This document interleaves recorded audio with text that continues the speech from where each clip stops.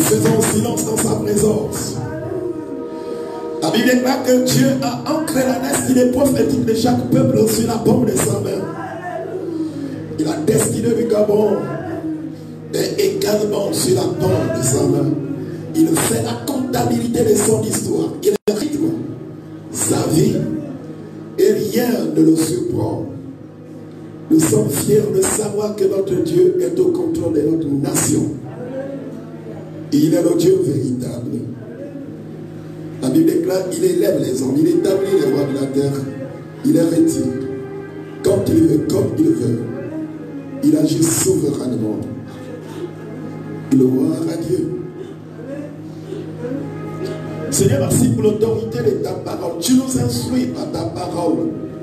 Tu nous aides à comprendre les mystères qui sont profondément cachés et de comprendre la vie. Parce que ta parole est comme une lampe à nos pieds. Seigneur, merci parce que tu nous enseignes. Donne-nous d'avoir accès à la révélation de ta parole. Nous bénissons la vie de ton peuple, la vie de tes serviteurs. Que la gloire et l'honneur te reviennent au nom de Christ Jésus. Amen. Est-ce que tu peux faire ça passer à ta gauche et à ta droite? Et tu célèbres sa vie ce matin. Gloire à Dieu. Célèbre la vie de ton frère ce matin, la vie de ton bien-aimé. Gloire à l'agneau de Dieu. Nous sommes fiers d'appartenir au roi. Quand Dieu les personnes sont contentes d'être dans la maison du Seigneur, si vous êtes là, agitez simplement votre main comme ça. Gloire. Alléluia. Alléluia. Bien.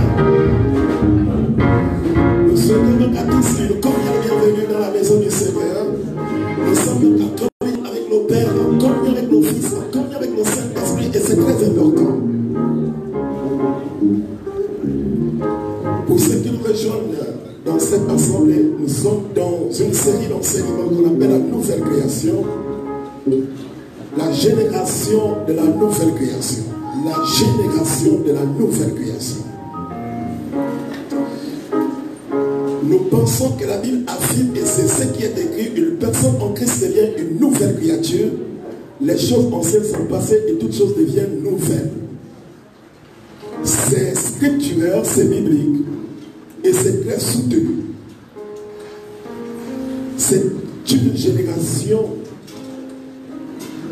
que la nature célèbre, que le royaume des cieux célèbre. Et nous bénissons le Seigneur. C'est depuis l'année dernière que nous avons commencé avec cette série. Et là, cette année, nous mettons l'accent sur le rôle du Saint-Esprit dans la nouvelle création. Le rôle du Saint-Esprit dans la vie de la nouvelle création. Qu'est-ce que le Saint-Esprit peut faire dans la vie d'un homme qui est né de nouveau? Quand tu es né de nouveau, tu es devenu une nouvelle création en Christ. Qu'est-ce que le Saint-Esprit peut faire en toi? Alors, il est important, frère, d'intégrer ceci. Que la plus grande chose que Dieu nous a faite, la plus grande chose, j'ai envie de dire, la chose formidable, ce qui est vraiment formidable. Et je peux vous dire, frère, il faut apprécier cela. C'est le fait que Dieu nous a donné le Saint-Esprit. C'est-à-dire toute l'activité de Dieu, de la Genèse jusqu'à l'Apocalypse. En fait, l'objectif visé, c'était la restauration de l'image de Dieu en lui-même. Or, c'est à venir sans l'Esprit de Dieu. En fait, l'objectif, et comme nous allons le voir même tout à l'heure, même la mort de Christ n'est que le processus. L'objectif visé, c'est le Saint-Esprit. La restauration de l'image. Et c'est ce qui est important, les enfants de Dieu qui sont dans la nouvelle création doivent comprendre les choses conformément à ce que la Bible dit. L'Esprit Saint est l'Esprit tout-puissant. Nous avons vu que c'est l'Esprit de la création, tout a été créé par le Saint-Esprit. L'Esprit a amené les choses à l'existence selon la parole de Dieu. Quand Dieu déclarait une parole, le Saint-Esprit l'exécutait. L'Esprit est celui-là qui communique la présence de Dieu. Quand le Saint-Esprit est présent, c'est Dieu qui est présent. Quand le Saint-Esprit est dans la vie de l'homme, c'est Dieu qui est présent dans sa vie. Quand le Saint-Esprit est dans une famille, c'est Dieu qui est présent dans cette famille. Quand l'Esprit de Dieu est dans une nation, c'est Dieu qui est présent dans cette nation. Et les enfants de Dieu doivent avoir la lecture et la mesure de lire les circonstances et les temps en fonction de ce que les Écritures enseignent. Ne pas le faire va vous déconnecter de la grâce de Dieu. Le Saint-Esprit est celui-là qui communique la présence de Dieu. Quand il est là, Dieu est là. Quand l'Esprit de Dieu est là, Dieu est là. Dans une église, lorsque le Saint-Esprit est là, c'est Dieu qui est là. Il est le gouverneur, l'administrateur principal des choses du royaume. Et c'est important pour nous de le saisir et de comprendre. Et ce qui est encore formidable, c'est que le Saint-Esprit a fait de Jésus le Christ, c'est-à-dire le porteur d'onction. Il a été roi. La Bible dit que Jésus a été roi. Il portait l'onction, c'est pourquoi il allait de lieu en lieu faisant du bien aux gens. Pourquoi il faisait du bien aux gens? Parce que l'Esprit de Dieu était en lui. Pourquoi il guérissait les vies des gens? Parce que l'Esprit de Dieu était en lui. Pourquoi il ressuscitait les morts? Parce que l'Esprit de Dieu était en lui. Pourquoi il avait compassion des vies? Parce que l'Esprit de Dieu était en lui. Pourquoi il pouvait pardonner les péchés? Parce que l'Esprit de Dieu était en lui. Il allait de lieu en lieu faisant du bien aux gens. Je ne sais pas si quelqu'un est ici ce matin et s'il m'écoute. Si tu es là, tu peux cliquer tes doigts. J'ai envie de voir si tu m'écoutes. C'est le Saint-Esprit qui a fait de Jésus le Christ. Le nom qui avait été révélé, c'est que quand on donne le nom de Jésus, on dit c'est lui qui sauvera son peuple de ses péchés. C'est lui qui sauvera son peuple de ses péchés. Mais comme nous l'avons vu dès le départ, il a été conçu du Saint-Esprit. Il n'a jamais reçu la sémence humaine. La sémence qui a fécondé le fils de Marie, c'était une sémence divine. Quelqu'un peut me dire Amen bien? C'est Dieu. Alors, donc Jésus était le dépositaire d'onction. Mais pourquoi? Parce que le Saint-Esprit était en lui. Or, regardez dans Jean chapitre 14, le verset 17, on nous dit, Jésus fait la promesse, il dit, lorsqu'il sera venu, alléluia, mais qui sera venu? Le Saint-Esprit. Il dit, lorsque le Saint-Esprit sera venu, l'Esprit de la vérité. Dites avec moi l'Esprit de la vérité. Dites ça plus fort, l'Esprit de la vérité. Voilà, Jésus dit, lorsqu'il sera venu, il va demeurer en vous. Il va demeurer avec vous.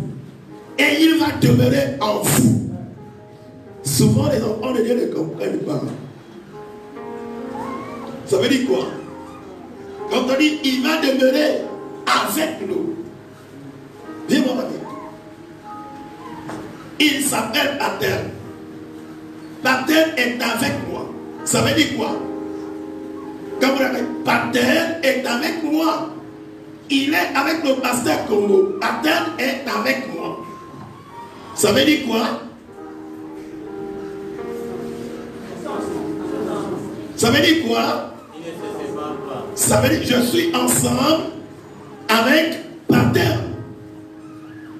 Jésus dit, quand le Saint-Esprit sera venu, vous serez ensemble avec lui. Vous me suivez? C'est ça que ça veut dire. Ça veut dire que là où tu es, le Saint-Esprit est avec toi. Quelqu'un m'entend ce matin? Mais il y a une autre dimension en fait. Généralement, c'est un peu la dimension qui dépasse la dimension humaine. Mais c'est la dimension, on dit, maintenant, au lieu qu'il soit avec moi, c'est la dimension il est en moi.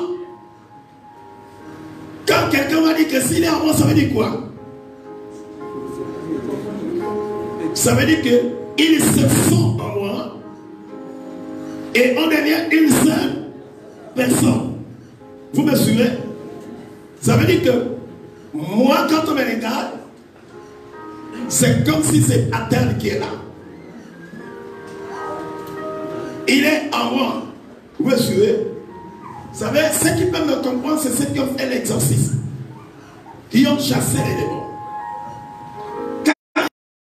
Quand tu vas interroger l'esprit, il va décliner son identité, mais qui n'est pas directement la personne sur qui vous faites l'exorcisme.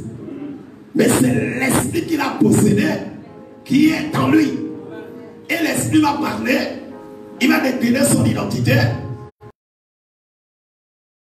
La personne revient. Vous comprenez? Mais le démon était en lui. L'esprit était en lui. L'esprit le possédait. Vous me comprenez? Donc c'est ce que Jésus dit. Il a dit, quand l'Esprit de Dieu, il dit l'Esprit du Père, que le Père enverra à mon nom, quand il viendra, il demeurera avec vous. Et il sera en vous. Alléluia. Et ça c'est très important. Mais la question capitale que nous devions nous poser, qu'est-ce qu'il peut faire quand il est là? Qu'est-ce qu'il peut faire dans la nouvelle création? Ça veut dire quand l'Esprit est en toi, qu'est-ce qu'il peut faire? Qu'est-ce qu'il peut produire? Qu'est-ce qu'il peut exécuter? Qu'est-ce qu'il peut accomplir? La finalité, ce n'est pas le fait que l'Esprit soit avec nous, mais c'est que le Saint-Esprit peut exécuter dans la vie d'un humain, d'une femme, d'un homme. Et c'est extrêmement important. Parce que c'est lorsque nous avons saisi cette révélation que notre dimension. C'est pourquoi nous parlons ce matin, le Saint-Esprit fait passer la nouvelle création de la mort à la vie. Ça veut dire quoi? Le Saint-Esprit est capable de te ressusciter. Quelqu'un m'entend ce matin? Il est capable de te ramener à la vie. Il est capable de te ramener à la vie. C'est mieux d'utiliser l'expression ressusciter parce qu'on comprend ça un peu mieux. Ça veut dire qu'on te ramène à la vie. Maintenant, lisons ensemble la parole de Dieu. Voici ce qui est écrit dans les Saintes Écritures. Notre texte de base se trouve dans Romains chapitre 8, les 7 premiers versets. La Bible dit, il n'y a donc aucune condamnation pour ceux qui sont en Jésus-Christ. C'est la seule fois qu'on utilise le mot condamnation là, dans tout le Nouveau Testament. Et c'est seulement 3 fois que vous retrouverez dans l'épître de Romains. Vous ne retrouverez pas cela. Condamnation, c'est le passé de justification. Ça veut dire quand tu es condamné, tu es condamné. Vous me suivez? Et la Bible, c'est la première fois qu'on utilise là. Il n'y a donc aucune condamnation pour ceux qui sont dans Christ. Pour ceux qui sont en Christ, il n'y a plus de condamnation. Pourquoi? Eh bien, on nous explique, on dit le principe de l'esprit de vie en Jésus-Christ, c'est-à-dire la loi de l'esprit de vie en Jésus-Christ, m'a franchi de la loi du péché et de la mort. Car chose impossible à la loi, parce que la chair la rendait sans sens, Dieu a condamné le péché dans la chair, en envoyant à cause du péché son propre Fils dans une chair semblable à la nôtre. Alléluia. Et cela en fait que la justice de la loi fut accomplie en nous qui marchons, non selon la chair, mais selon l'esprit. Reviens un peu, reviens. Je vous explique que le fond, en fait, pour bien comprendre, le verset premier dit, il n'y a donc maintenant aucune. Le donc là sous-entend que le chapitre 7 nous explique une situation. Vous me suivez? Vous êtes avec moi? Vous ne pouvez pas comprendre ce chapitre 8 si vous n'avez pas lu le chapitre 7. Le chapitre 7 de Romains pose un problème. Quel est le problème là-bas? C'est le problème où, en fait, Paul voyait la contradiction entre ce qu'il voulait et qui soit conforme à la volonté de Dieu et le contraire des actions qui étaient posées, qui s'opposaient naturellement à ce que Dieu voulait. Il dit, il y a une lutte en moi. Je veux faire le bien que je veux, mais je n'arrive pas à faire ce bien. Quel est le problème? Il dit, en réalité, la chair s'oppose naturellement au désir de Dieu. C'est bien confondu. La chair n'obéit jamais. La chair ne peut être justifiée. La chair a été condamnée. Il faut qu'elle soit crucifiée, condamnée.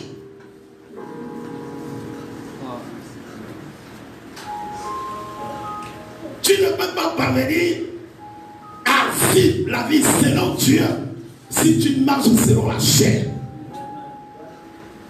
C'est pas possible. C'est pas possible. Et c'est ce que Paul explique. Le chapitre 7, il explique ça. Il dit, je veux faire le bien. Il dit, les hommes tout le temps, il est toujours dans cette lutte. Il y a cette lutte intérieure. Il y a la guerre de l'âme. Ton âme se bat entre ce qui est bien et ce qui est juste. Entre ce qui est conforme à la parole de Dieu et ce qui ne l'est pas. Il va dire, malheur à moi, qui va me délivrer de cette situation. Quelqu'un m'entend? Quand il vient, il dit, il dit, en Christ, il n'y a plus de condamnation. Il dit, quand tu es en Christ, cette guerre-là cesse. Cette guerre-là cesse. Maintenant, allons-y. Le verset 7. Ça va, j'espère que tu es dans la salle. Tu es avec moi? Super. Le verset 7. Ceux en effet qui vivent selon la chair, eux, ils s'affectionnent aux choses de la chair. Tandis que ceux qui vivent selon l'esprit, eux, ils s'affectionnent aux choses de l'esprit. Choses de l'esprit. L'affection de la chair, c'est la mort. Dites avec moi la mort. Dites ça plus fort, la mort. L'affection de la chair, c'est la mort. Totalement la mort. Ça veut dire l'affection. Quand on dit, si tu aimes la chair, tu es mort. Je ne veux pas. Je te dis, mon frère, ma soeur, tu es mort. Littéralement mort. C'est-à-dire, tu aimes. Ça veut dire, ton âme aime les choses de là. Tu es mort.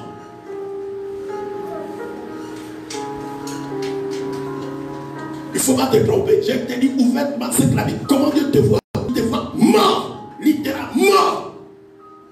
C'est-à-dire, quand tu aimes la chair, les choses de la chair. La chair, c'est quoi? C'est les orgues, l'animosité, les critiques, les jalousies, tout ça. Et ça, la chair, c'est ça. Paul dit, ceux qui aiment ces choses-là, il dit, c'est la mort. Il dit, tandis que l'affection, l'affection de l'esprit, c'est la vie et la paix. Il y a la vie et la paix. L'affection de l'esprit. L'affection de l'esprit. L'affection de l'esprit. Tu aimes la parole. Tu aimes les choses de Dieu. Là où il y a l'enseignement, tu es là. Là où il y a les temps de prière, tu es là. Les choses de Dieu. Les choses de l'esprit. La communion avec Dieu. Tu aimes la parole, c'est là. Paul dit, quand tu aimes ces choses, tu as ces choses vont t'apporter quoi? La paix. Ensuite, la vie.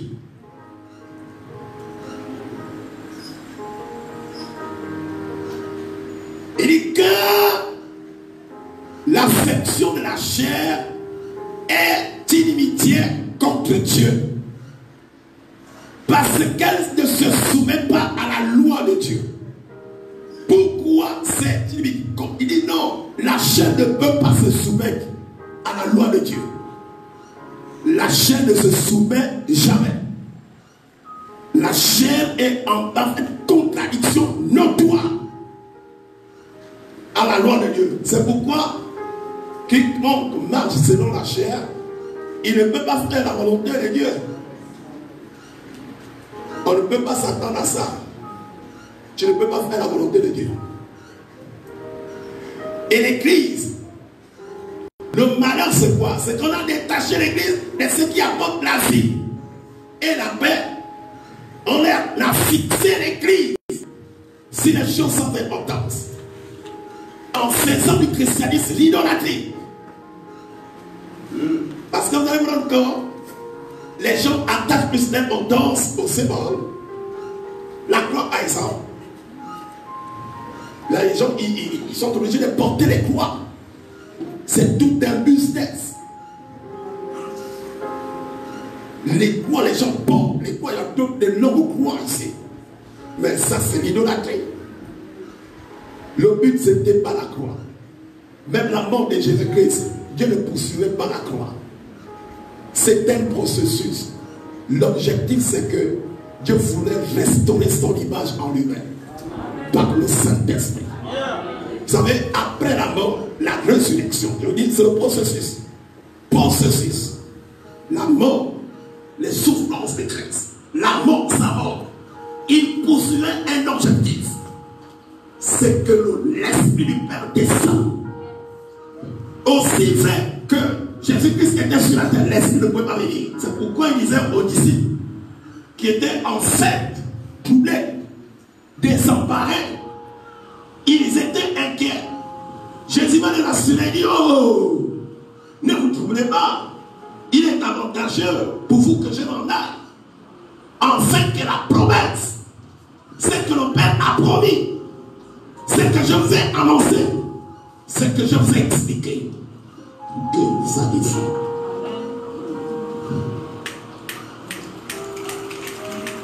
Frère, la fidélité, c'est l'esprit. L'esprit avec et l'esprit en. Amen. C'est la clé.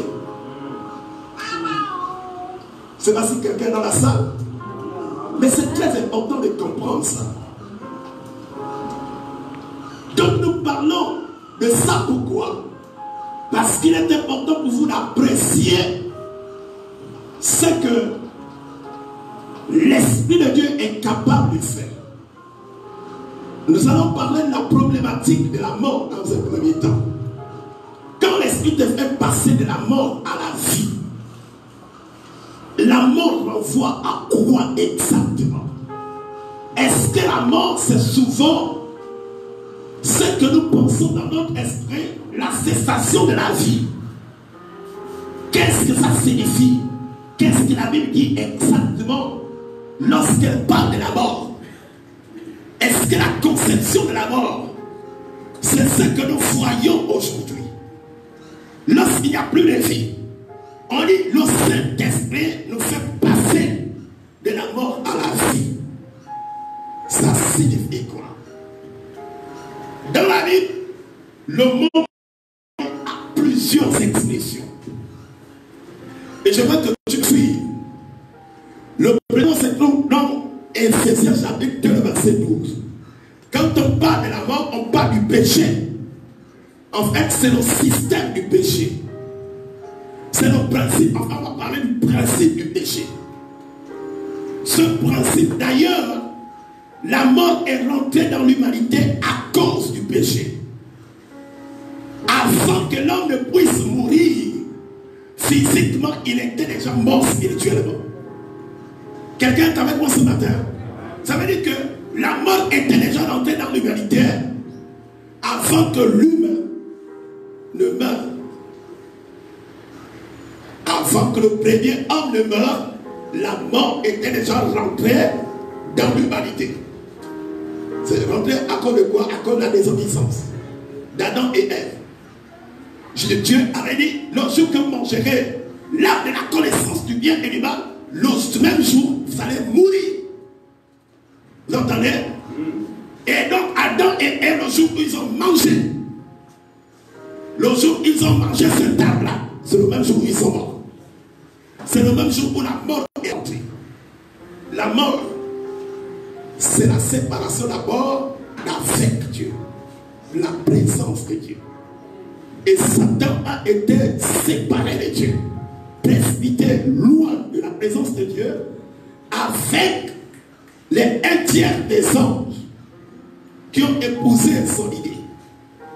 Donc le principe du péché, quand tu es esclave de ça, tu es un homme mort. Quelqu'un entend? Et la mort aussi, c'est le principe de ces morts. Le principe qui gouverne le monde. Comment le monde réfléchit et comment le monde raisonne. Comment le monde gouverne. Comment le monde fait des priorités. Vous me suivez? Quand le monde, la philosophie du monde en ce qui concerne la direction des gouvernements, des nations, les gens ont basé leur réflexion sur un système qui produit la mort. C'est pourquoi tout ce qu'on peut vraiment vivre. Je vous prends l'exemple de ce qu'on a traversé cette semaine. C'est toute une réflexion. La Bible appelle ça les ingénieurs au mal. Vous me suivez? C'est pas nouveau. Ça veut dire que nous les chrétiens, on ne peut pas vraiment être surpris. Vous savez ce qu'on appelle les ingénieurs au mal? Ça veut dire qu'ils sont intelligents dans le domaine du mal. Ça veut dire que de la même façon, tu peux avoir la révélation pour les choses de Dieu. Ils reçoivent la révélation dans le domaine du mal. Ils s'excellent là-dedans. Ils sont capables de pouvoir déplacer. Est-ce que quelqu'un me suit? C'est-à-dire déplacer la pensée ou bien les regards de toute une population pour la plaquer sur une autre situation. Quel que soit ce qui peut arriver, comment expliquer dans une vie de libre vie? Dans presque tous les établissements, il y a les mêmes réactions sur place. Des enlèvements, on parle des enlèvements. Comment expliquer cette agitation? Vous pensez que ce n'est pas réfléchir et penser? Mais les ingénieurs au mal réfléchissent. Ils pensent. Pourquoi? Ils sont assujettis par le système du monde. Et ils ne peuvent produire que ce qu'ils ont. On pensait que c'est quelqu'un, un sorcier, qui va faire vraiment toute cette réflexion, qui est dans son quartier, dans son village, qui a besoin, comment on appelle ça, les parties du corps humain. Il y a un seul esprit qui fait ça, et il va réfléchir comme ça. Réfléchissez. Soyez intelligents. Quelqu'un me suit? Non, je parle sérieusement. Suivez-moi. Parce que les chrétiens réfléchissent. Ils sont, si vous n'êtes pas intelligents, vous serez manipulés à tout bout de champ. Comment on peut manipuler la population? C'est comme ça, les gouvernants doivent manipuler. Si en fait la philosophie est basée sur le machiavélisme. Mais on sait ce que Machiavel propose pour toujours rester à la tête. Ce n'est pas une démarche vraiment qui te permet de faire des bons choix. Même si, pour toutes, quelles que soient les raisons, s'il faut détruire quelqu'un, on va te détruire. Pourvu qu'il règne. La mort est dans Romains chapitre 8, les versets 8. On dit que la mort, c'est la chair. La chair, c'est une manière de penser. La chair, c'est des habitudes et des comportements. Des habitudes et des comportements qui sont des comportements déviants. La chair. Quand tu es dans la chair, tu es dans la jalousie. Quand tu es dans la chair, tu as la haine. Tu n'aimes pas voir l'autre prospérer. Celui qui doit réussir, c'est pas toi. Tu te fais de l'exemple. L'autre ne doit pas réussir. Si l'autre doit réussir, il faut tout faire pour le faire disparaître. Parce que tu dois toujours avoir de la place. C'est ça la chair. La chair, tu milites pour la destruction de l'autre. La chair t'amène à être jaloux. Tu es jaloux. C'est ça la chair. Mais on parlera de la chair encore plus. Mais regardez dans 1 Jean chapitre 7, verset 19. On dit la mort. La mort aussi c'est le diable. Il dit, en fait quand on parle du diable, le diable en lui-même c'est l'incarnation du mal. Si nous avons connu le mal, ou bien la mort c'est à cause du diable. Le diable ou Satan c'est l'incarnation du mal. L'incarnation du mal. À l'origine, on l'appelait Lucifer. Lucifer avait une très bonne connotation. On disait quoi? C'était quoi? Astre brillant. Est-ce que vous me suivez? C'était la bonne connotation. Astre brillant, tous les célèbres, les autres anges, ils se référaient à Lucifer. Il avait une onction particulière. Et tous étaient assujettis. Astre brillant. Mais c'est dans cette démarcation que la mort va pénétrer en lui. Vous me suivez? La mort va pénétrer. Et il va se... Et la Bible dit, il va te priver, séparer la présence de Dieu. Dieu va le précipiter. Donc frère, quand on parle de la mort, il faut bien regarder. Les enfants de Dieu ne doivent pas être aveugles. Vous devez apprécier le monde autour de vous à la lecture de la parole de Dieu. Qui que vous soyez, vous voulez être ami de Dieu, comprenez les choses de Dieu. Quelqu'un me suit ce matin? Ça ne dépend pas de vous. C'est pas ce que tu penses. Il faut que tu comprennes que quand tu es de la nouvelle création, tu es passé de la mort à la vie. La vie doit être ton partage. Quelqu'un m'entend ce matin? La vie doit être ton partage. Est-ce que tu viens d'agiter tes doigts? Gloire à Dieu. Là où il y a la mort rend l'homme incapable de répondre à toute stimulation spirituelle. Quand tu es mort, même si on prend des aiguilles, bien des seringues, on te pousse, tu es mort, tu ne vas pas réagir. Tu as déjà été une fois où on traite les corps. Avant, quand on traitait les corps, on ouvrait ici, là on a tout talent. Au fur et à mesure, la science évolue, les choses changent. Maintenant, ben, c'est pas la bouffe. On sort tout ce qui est dans le tube digestif, là, tout le système, tout ça on sort, paf, on fait sécher le corps, et puis direct on traite. Mais avant, on ouvrait. Donc quand on ouvre, la personne ne ressent rien. Stimulation. Tu es avec moi. Ou bien quand quelqu'un commence à voir que quelqu'un est mort, quand on essaie de ranimer la personne, on peut piquer. Tu piques, la personne ne réagit plus. Tu piques fort, tu peux gifler, la personne ne va plus réagir. Là, on sent que la personne là est morte. Vrai ou faux? Ou bien tu vas attendre encore un peu? Je te pose la question. Il y a des gens du corps médical, non? C'est comme ça. Tu peux gifler, tu mets même le feu. Rien. À l'époque, là, on met même les briquets, là, on avait les briquets. Tu mets à la chaleur du pied pour voir est-ce que la personne peut réagir. Rien. Ça veut dire que la personne est morte. C'est pourquoi on dit la mort rend l'homme incapable de répondre à toute stimulation spirituelle. Ça veut dire quoi? Cela signifie quoi? Suis-moi maintenant. Ça veut dire quand tu es mort, quel que soit l'enseignement, la parole qu'on peut t'enseigner, tu ne peux pas répondre positivement à cette parole. Cette parole va tomber et elle va couler comme l'eau versée sur le dos des canards. Ça ne va pas vraiment te faire du bien. Quelqu'un m'entend? Ça ne va pas te faire du bien. Donc c'est pourquoi on dit que la mort c'est plus que ce qu'on pense. C'est plus que la sensation vraiment de la vie. La mort te déconnecte complètement.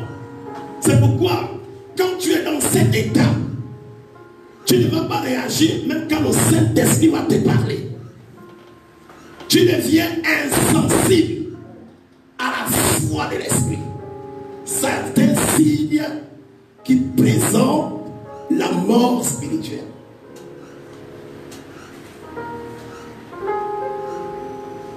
La mort prive totalement l'humain de la vie de Dieu. Et même de la connaissance de Dieu. Parce que dès le départ, quand il y a eu mort, il y a séparation. Au premier plan, tu es privé de la présence de Dieu. C'est ce que l'apôtre Paul dit dans Romains chapitre 3, verset 29. Tous ont péché et ils sont privés de la présence de Dieu. Vous comprenez? Donc la mort, c'est plus que ce que vous croyez. La mort, c'est plus que ce que vous croyez. Vous savez, tu peux être en vie, mais tu es mort. Tu es un mort ambulant. Tu peux te lever être enfant, mais tu es un mort. Ça veut dire si on avait la possibilité, on devait voir les cercueils. Quelqu'un en train de traîner avec son cercueil. Quelqu'un est avec moi, vous me suivez? Mais ce ne serait pas toi au nom de Jésus. Tu es de la nouvelle création. Est-ce que quelqu'un m'entend? Ce ne serait pas toi au nom de Jésus. Paul va plus loin. C'est pourquoi aimer la parole. Dans 1 Corinthiens chapitre 2, verset 14, il va définir un homme mort, il est comparé à un homme animal. C'est un homme animal. Ça veut dire comment fonctionne l'animal. L'animal fonctionne selon en fait, c'est l'instinct. L'animal fonctionne comme ça. C'est pourquoi, là où l'animal passe, tu peux le mettre le piège là. Il va tomber dans son propre piège. Parce qu'il va toujours suivre les traces là où il passe.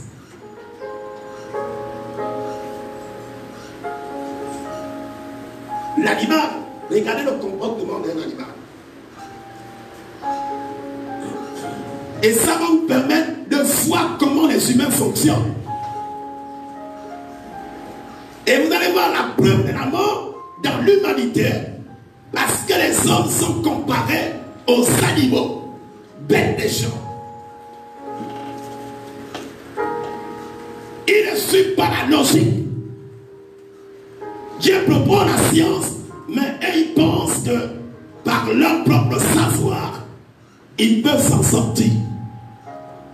Mais au chapitre 1 du livre de Romains, à partir du verset 18 jusqu'au verset 27 et 30, on présente l'attitude de l'humain. On dit que les humains, là, ils pensent devenir sages, mais ils deviennent fous. Vous voyez? Vous me suivez? Amen. Le comportement animal, c'est quoi? C'est que les gens changent les relations qui sont naturelles contre nature. C'est pourquoi vous entendez les questions d'homosexualité. pour diminuer les termes, on parle les relations du genre. Vous me suivez? Mais c'est l'animalité qui s'exprime. C'est pas nouveau. C'est-à-dire, si au premier siècle de notre temps, Paul condamnait ses habitudes, c'est pas nouveau. C'est la dimension de l'animalité. Ça veut dire la dimension de la mort qui s'exprime dans le monde. Quelqu'un me suit? Donc, ce n'est pas un phénomène nouveau. Les hommes ont besoin de la vie. Les hommes ont besoin d'être transformés. Ça veut dire, quelle que soit la réaction que les églises ou les hommes peuvent faire, ça ne peut pas changer l'animalité en lui-même. C'est pourquoi les forts, ils vont toujours dévorer les hommes. Dans la dimension de l'animalité, c'est le plus fort qui domine le plus faible. Vous m'entendez? Regardez dans la foule comment les animaux se comportent. J'aime bien suivre les documentaires. Les lions et les autres là-bas. Comment les gens se font de l'espace. Les animaux là se font de l'espace.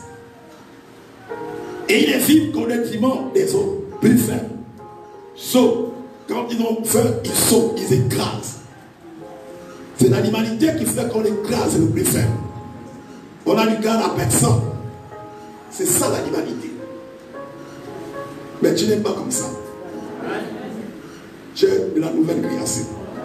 Mais je voulais te montrer que ça ne doit pas te surprendre. Quelqu'un me suit? Ça ne doit pas te surprendre. On demande au propriétaire du véhicule A444 AA de déplacer en fait l'endroit, certainement vous empêchez notre véhicule à se déplacer. Si vous êtes dans la salle, veuillez vous déplacer urgemment. Véhicule AR 444 AA. Donc, à l'endroit où le stationnement est interdit, certainement. Donc, c'est très important, bien évidemment, au Seigneur. Et l'autre dimension, je ne sais pas pourquoi Dieu me demande de parler de ça. L'autre dimension, c'est dans Ephésiens chapitre 4, verset 17 à 19. On dit un homme, c'est un homme possédant une intelligence obscurcie. C'est-à-dire, il y a l'obscurité. Tu ne peux pas bien voir ce que tu vois, c'est tout ce qui est sombre. C'est-à-dire, pour un homme qui est mort spirituellement, tu ne peux rien entendre de lui. Tu ne peux rien entendre ce qui est bon en lui. Il ne peut rien proposer ce qui est bon. C'est pourquoi il est important, même dans la gestion de nos nations, nous devons prier pour que Dieu positionne des personnes stratégiques qui ont des bons cœurs. L'histoire nous enseigne que si le monde a évolué dans certains domaines, c'est parce qu'il y a eu des enfants de Dieu qui se sont positionnés. Je ne sais pas si quelqu'un m'entend, mais je peux vous garantir, quand que vous avez des hommes qui ont des cœurs ou l'intelligence obscurcie, je peux vous garantir qu'ils réfléchiront en fonction de l'état de leur cœur. Ils réfléchiront en fonction de l'état de leur cœur. Et si l'église se retrouve à ce niveau, c'est une tragédie. Paul parle encore à Tite. Regardez la description qui est faite des hommes morts. Ceux qui sont morts, on les appelle des insensés, les désobéissants, c'est-à-dire les égarés. Même si la route est bien tracée, ils sortiront hors de la route pour s'égarer. Ça veut dire que tu es mort. Vous me suivez? Vous avez déjà observé, tu as eu le temps d'observer les comportements d'un fou. Regardez, observe le comportement d'un fou. Prends 15 minutes. Tu fixes tes regards pour apprendre du fou. Et la Bible dit, le fou est sage dans sa folie. Ça veut dire que il fera des choses en fonction de ce qu'il croit, mais la Bible l'appelle insensé. Vous voyez? Mais dans son esprit, ce qu'il fait, il est sage. Quand il a besoin du chapeau, il voit la papaye, il coupe la papaye. Il enlève le truc, il enlève derrière, il met ça à la tête. Il a son bonnet. Vous n'avez jamais vu ça? Dans sa folie, c'est ça sa sagesse. Quand il a envie de manger, il va se jeter dans la poubelle.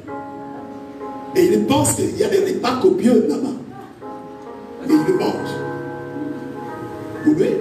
C'est ce qui est bon. Mais la Bible le décrit insensé. Vous me suivez? C'est pourquoi il faut tenir compte. Il faut comprendre comment le monde fonctionne autour de vous. Comment la Bible appelle ces gens et décrit le monde qui vous entoure. Pour éviter d'être manipulé. Manipulé par les ingénieurs au mal. Vous devez apprendre à refléter qui vous êtes. La lumière du monde. Le sel de la terre. Est-ce que quelqu'un me suit ce matin? Regardez, il continue. C'est pas moi qui dis, c'est des expressions qui sont dans les Saintes Écritures. Quelqu'un entend ce matin. Il dit, il est égaré. Même si la route est bien tracée, il va prendre toujours la forêt. Pour aller, mais c'est comme ça. Il est asservi à toute espèce de convoitise et de volupté.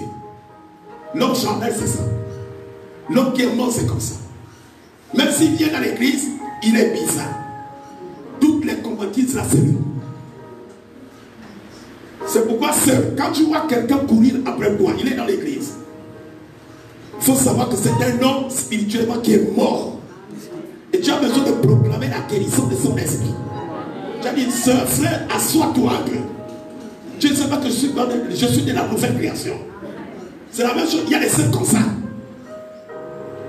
Il y a des sœurs comme ça. Ceux qui sont comme les Delilah. Oui, mais l'église, il faut qu'on parle sérieusement. Ça veut dire que si tu es dans ça, la Bible dit que tu es mort. Et la seule façon pour toi, il faut le miracle de l'esprit pour te sortir de là et te placer dans l'environnement de la vie. Il faut qu'on parle la vérité. Vous ne venez pas à l'église pour aller en enfer. Vous devez venir à l'église pour aller chez Dieu. Pour être dans le royaume de Dieu. À moins que tu sois un envoyé de Satan pour venir nous écouter. C'est normal. Tu es un homme mort. Mais ce ne serait pas pour l'homme de la nouvelle création ou la femme de la nouvelle création.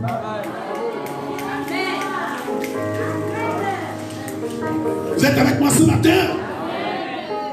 Quelqu'un va dire pour nous, écoutez, regardez comment l'apôtre Paul dit. Avant de dire ça, regardez, on dit, vivons dans la méchanceté et la vie. Les gens sont comme ça. Ils sont prêts à tout détruire. Parce qu'ils sont méchants. Ils sont méchants par nature. Ils ne sont pas méchants parce qu'ils posent des actes. Mais ils sont méchants par nature. Et la méchanceté s'explique parce qu'ils sont morts. Ils sont prêts à tout détruire. À tuer des innocents. Pour défendre leurs intérêts. Les gens vont tuer les innocents. Des victimes. Parce qu'il faut défendre leurs intérêts. Plein de convoitises. Et la Bible dit, ils sont dits d'être haïs. Et ils haïssent les uns les autres. C'est dommage. Mais ce n'est pas comme ça que nous sommes. Tu n'es pas comme ça au nom de Jésus. Tu n'es pas comme ça au nom de Jésus. Quelqu'un peut me dire amen bien? Avant de poursuivre, amen. Reviens s'il te plaît. Quelqu'un va nous lire Ephésiens chapitre 2. À partir du premier verset. Après je vais te demander là où tu vas t'arrêter. Tu lis ça plus fort. Écoutez ça. Ephésiens chapitre 2. Quelqu'un rapidement. Ça va? Écoutez, écoutez. Vas-y. Doucement. Ephésiens 2. Vous étiez morts par vos enfances. Attends. Vous écoutez ce que ça veut dire? Paul dit, par vos offenses, par vos péchés, vous étiez comment? Vivants. Vous étiez comment? Vivants. La Bible dit quoi? Vous étiez morts. Quand tu étais pécheur, tu étais un homme mort. Il faut le dire, quand tu es une femme pécheresse, tu es une femme morte. Il faut que ce soit clair dans ton esprit. Continue. Dans lequel vous marchiez autrefois. Autrefois. Selon le train de ce monde. Doucement. Quand on parle de autrefois, il y a aussi maintenant. Paul dit autrefois, nous étions morts par nos offenses. C'est-à-dire par nos péchés, par notre manière de vivre, par le train de ce monde, nous étions morts. Mais maintenant, ça c'était autrefois, mais maintenant, nous ne sommes plus comme ça. Tu n'es plus comme ça. Quelqu'un m'entend? C'est biblique, hein? Continue, frère. Selon le prince de la puissance de l'air. Selon le prince de la puissance de l'air, ça veut dire Satan. L'esprit qui agit maintenant dans les fils. L'esprit qui agit dans aussi le fils de la rébellion, le système de ce monde. Nous tous, nous étions de leur nom. Nous étions aussi de leur nom. Avant que tu viennes à l'église, tu faisais partie. Tu étais un criminel. Tu étais un bandit. Tu étais voleur. Tu étais quelqu'un qui convoitait. Ta vie était une vie de licence.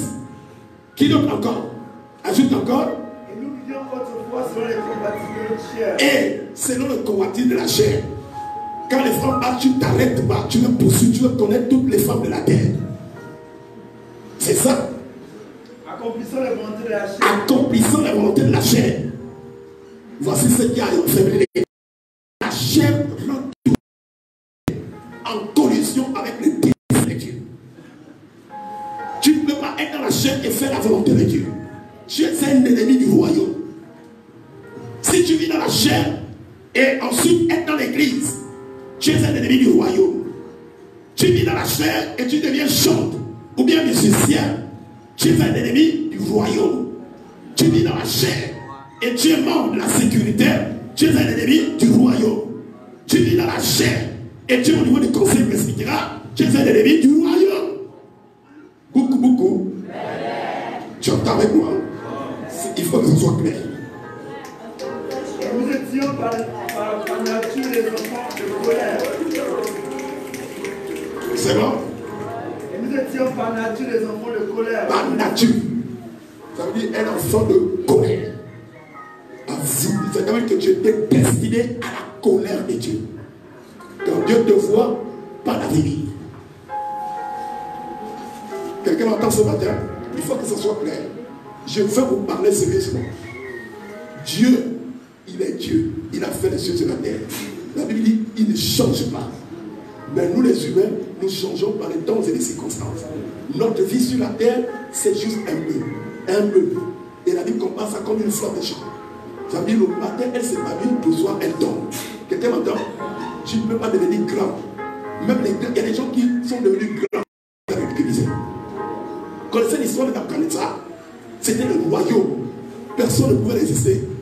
Mais Dieu l'avait montré complètement comment Dieu. Ce qui est bien, c'est que Dieu te prépare. Ce roi-là va faire un grand cauchemar. Et Daniel va expliquer son cauchemar. Il dit, pendant 7 ans, tu vas brûler les méchants. Il dit, non, ça ne peut pas arriver. Paf, l'esprit. Dieu a envoyé l'esprit qui l'a perturbé. Il est devenu fou. Les hommes l'ont poussé. Les cheveux l'ont poussé. Vous entendez? C'est-à-dire, au-delà du fait qu'on le comprenait, il sortait du palais pour aller dans la forêt. Brouter la rosée. Ça veut dire qu'il buvait la rosée des gens. Pendant 7 ans, tel que Dieu l'avait écrit. Et après la 7e année, bizarrement, personne n'avait remplacé. Après la 7e année, frère, Dieu va ramener sa conscience. Quand il se voit comme ça, les cheveux ont poussé jusqu'ici. Les hommes ont poussé jusqu'ici. Après, il est tombé lui-même à genoux. Il a dit, dans les cieux là, il y a un Dieu qui est. Comme disait le chapitre du frère, on ne joue pas avec Dieu. Il y a des choses, il ne faut pas jouer avec Dieu. Il faut que ça soit clair dans votre esprit. Comprenez comment Dieu présente le monde. Il y a des choses qu'il ne faut pas jouer. Frère, vous contentez-vous de ce que Dieu vous présente. Qui vous êtes sur la terre. Comment vous devez devenir. Oh, yes.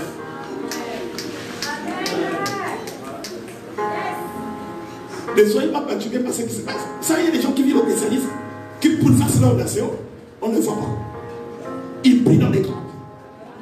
Des gens prient dans les grottes. Il y a des gens qui prient dans les grottes. Il y a des gens qui passent du temps en train, ils parcourent des kilomètres pour aller prier dans les grottes. Vous, même quand on vous demande de venir prêter le matin, vous pensez que vous allez donner un nom. Vous n'en donnez pas énorme, frère. Tu ne sais pas énorme. Il faut que ça soit clair dans ton esprit. Parce que certainement, on vous fait contenter des choses. Mais j'en dis, la création de frère, c'est une nouvelle création. C'est les gens qui comprennent les choses de Dieu. Ils ne sont pas manipulés par quoi que ce soit. Non, ne vous levez pas, frère. Il faut que ça soit clair. Comprenez ce que la Bible dit.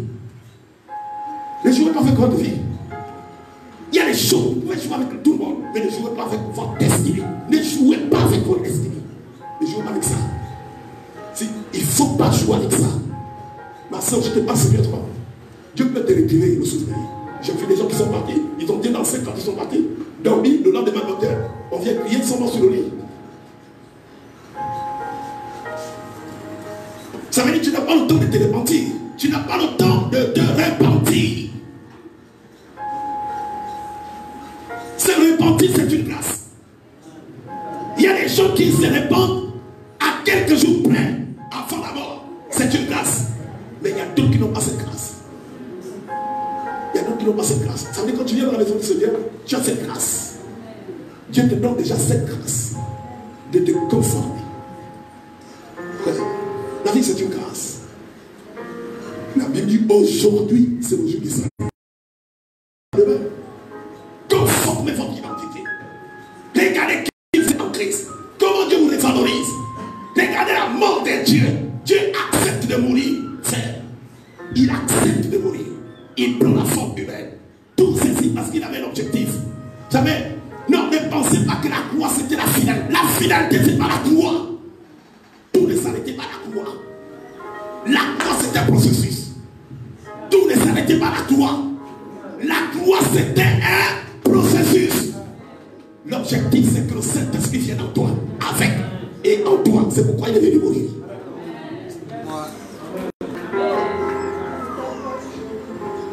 Oui, mon frère, c'est ça l'objectif. Pourquoi Christ est mort? Christ est mort. C'est pour te donner une nouvelle vie, frère. C'est-à-dire pour que tu sortes de l'état de mort, pour être placé dans l'environnement de la paix, là où il y a la vie de Dieu. C'est pour ça que tout ne s'arrête pas à la croix. Tout ne s'arrête pas à la croix. La croix, c'est un processus. Donc c'est pourquoi le Saint-Esprit est le résultat, les souffrances de Jésus. Sa mort, sa résurrection et sa glorification pour que le Père puisse nous restituer le gouverneur, l'administrateur principal du royaume des cieux qui vient habiter en toi et t'apporte une nouvelle vie. Frère,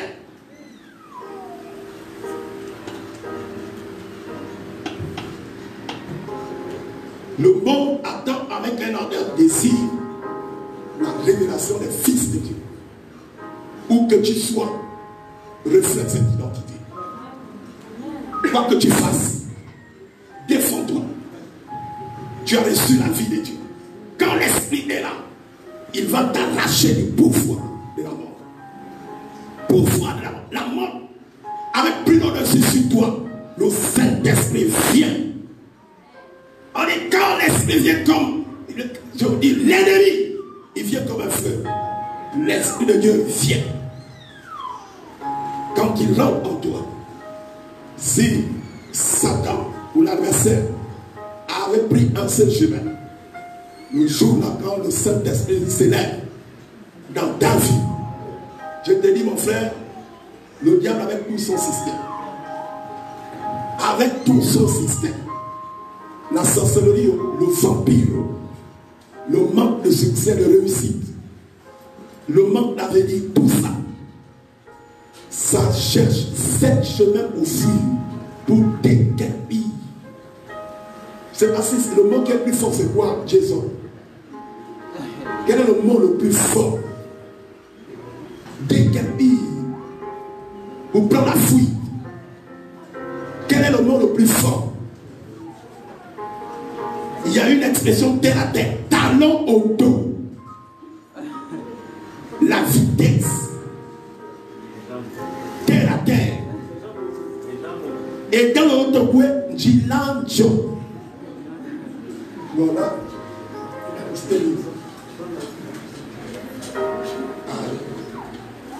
Je t'ai eu.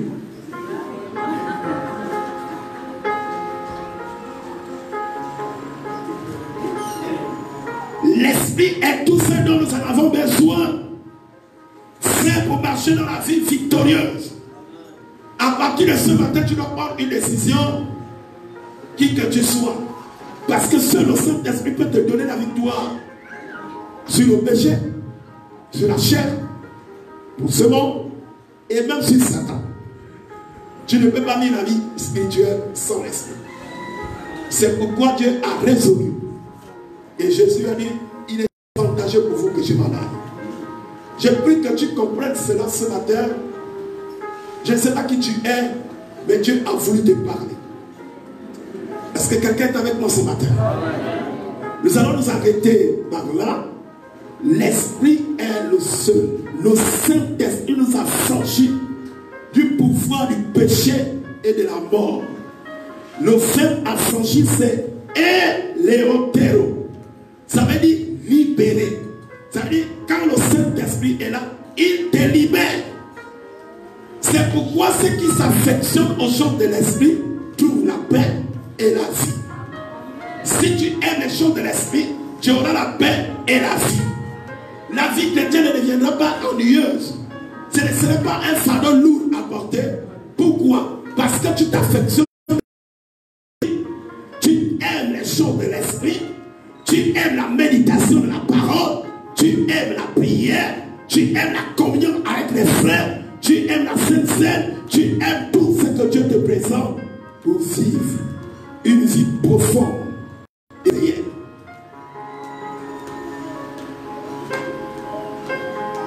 Sois délivré ce matin au nom de Jésus. Lève-toi, nous allons prier. Tu vas faire cette déclaration.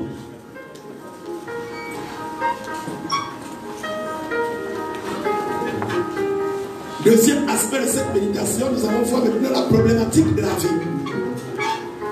Parce que quand l'Esprit nous sauve de la mort, il nous place dans le royaume de la vie. Prochainement, on va maintenant examiner dans les profondeurs la problématique de la vie. À quoi renvoie cette vie que le Saint-Esprit apporte? Lève tes deux mains vers le ciel et proclame avec moi ces paroles. Excellent Père, ce matin, je te rends grâce pour ta parole. Je déclare que la mort, avec tout son système, n'aura pas de pouvoir sur ma vie. Au nom de Jésus, la loi de l'Esprit, de la vie, m'a franchi du pouvoir, du péché, de la chair, du système de ce monde et de Satan. Au nom de Jésus, ce matin, j'affirme que la loi de l'Esprit de vie impacte tous les aspects de ma vie, dans ma vie personnelle, dans ma famille, au travail. Je marche différemment. À partir de ce matin, je prends la faute. Je prends la faute. Je prends la faute. Oui, je déclare, je ne serai pas rabaissé par la chair. Je ne serai pas rabaissé par le monde. Je ne serai pas rabaissé par le système de ce monde. Au nom de Jésus, je déclare, je vis une percée. Chaque jour, je progresse. Je marche dans la victoire.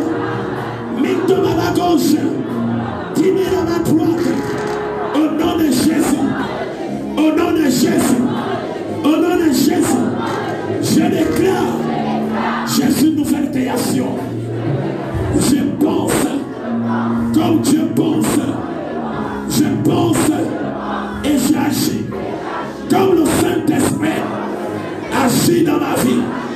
À partir de maintenant, j'ai le courage de marcher différemment.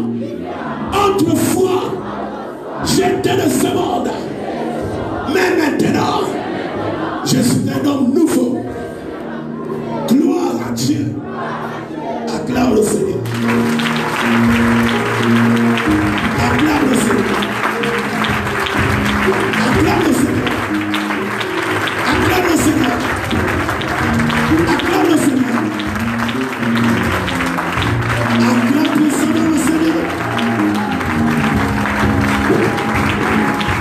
Nous allons rapidement passer à la part du Seigneur.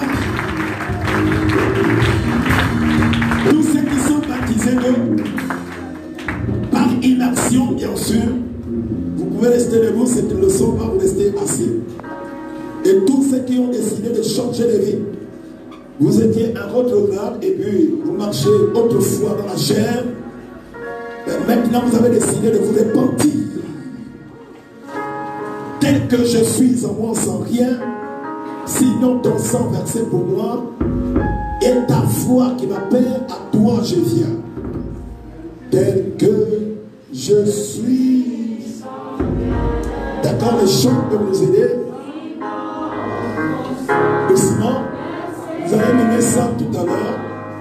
La nuit où le Seigneur fut livré, il a pris du pain, il a rendu grâce. Le Seigneur a rendu grâce.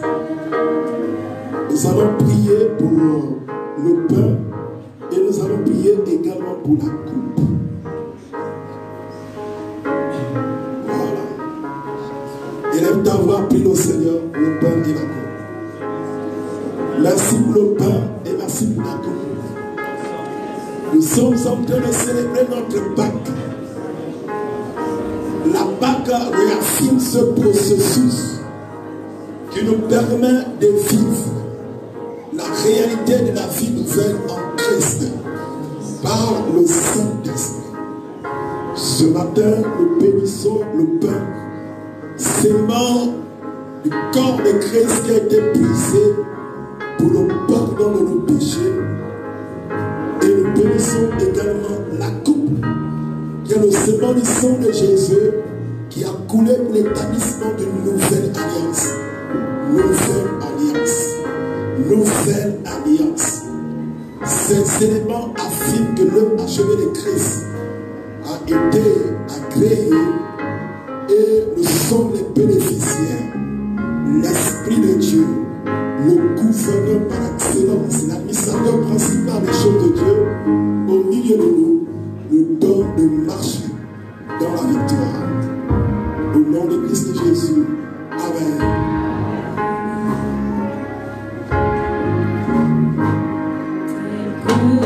Je suis en rien en moi, sinon ton sang versé pour moi, et ta voix qui m'appelle à toi,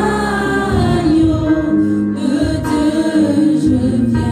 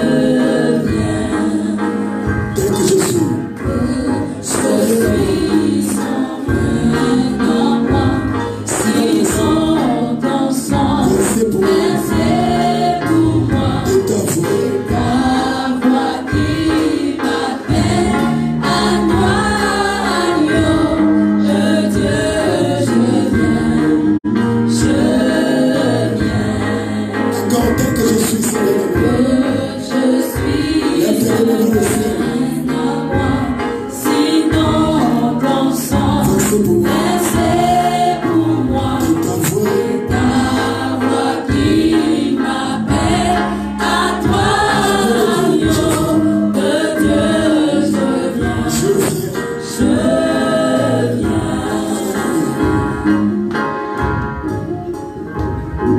Fais un silence. Je demande au pasteur Olivier de lever sa voix et de prier. Seigneur, tel que nous sommes, nous venons vers toi parce que tu es celui-là qui donne la vie. Tu es la solution de nos problèmes et tu connais le fond de nos cœurs. Merci au Dieu pour ces moments. Merci pour ce pain qui nous rappelle ta mort. Merci pour le sang qui nous rappelle la vie. À toi la gloire pour ta parole qui vient encore nous booster, qui vient nous donner, oh Dieu, la capacité de quitter de la mort à la vie. Bénis tout un chacun, viens nous sanctifier, viens nous donner le courage de marcher sur le chemin que tu as tracé pour nous. Aide-nous, oh Dieu, à être sensibles à ta parole. Béni sois-tu pour tout ce que tu ne cesses de faire. Que ta parole